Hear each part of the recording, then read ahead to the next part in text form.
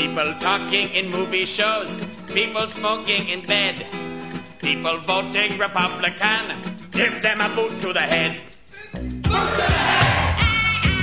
Boot to the head! Boot to the head! Now, a while ago I covered Highlander 5 and mentioned that it was even worse than the second one. And you know, with so many of the sequels being about as good as a knife-wielding cannibal dressed as Hitler, it's almost enough to make you forget that the first Highlander film was not totally putrid rank camel dung. This film follows the wild adventures of Christopher Lambert, who plays a Scottish warrior, or at very least tries his best to. Christopher Lambert's about as French as a beret, so he's probably more liable to twat you over the head with a baguette and sing ooh la la than most Scotsmen you've ever met. Anyway, he's mentored by Sean Connery, so it kind of balances out, who teaches him all about the important things in life, like living forever and chopping people's heads off, which must be important, I guess. I mean, it's an important part of a man's life when he learns how to chop someone's head off, right? Right? Okay, so I admit it, this isn't the most realistic film ever made.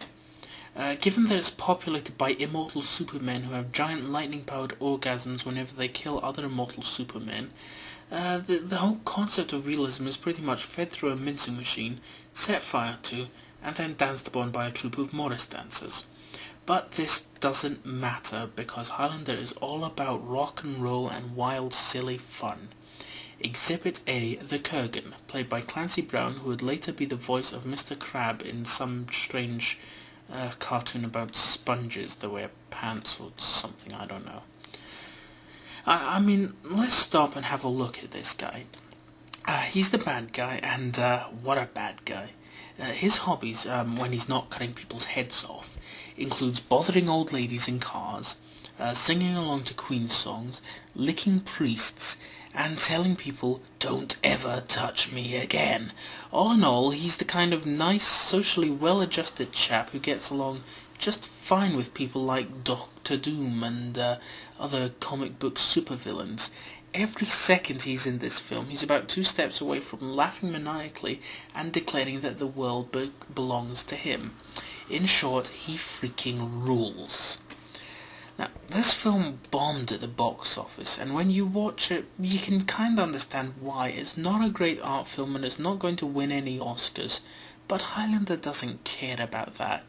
It's the kind of film that would rather sneak into your house, steal your Oscars, seduce and sleep with your wife, and flee the town before you got home, leaving you to scream curses at it into the night.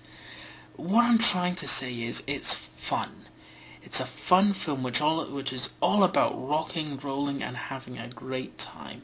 So even though it bombed at the cinema, it sold a massive amount on VHS. I mean, this was a film that everyone had on tape. It sold sweaty wads of tapes. It's that kind of film. Do you know anyone who didn't have a copy of Highlander on VHS? So, damn, if you haven't seen Highlander yet, go see it. It's a really good film, and it's lots of fun. Just try your best to see it with a few beers, and forget about how awful the sequels are. Just try and keep them out of your mind. Especially the hoverboards in Highlander 2. Oh, bloody hoverboards. Oh, God.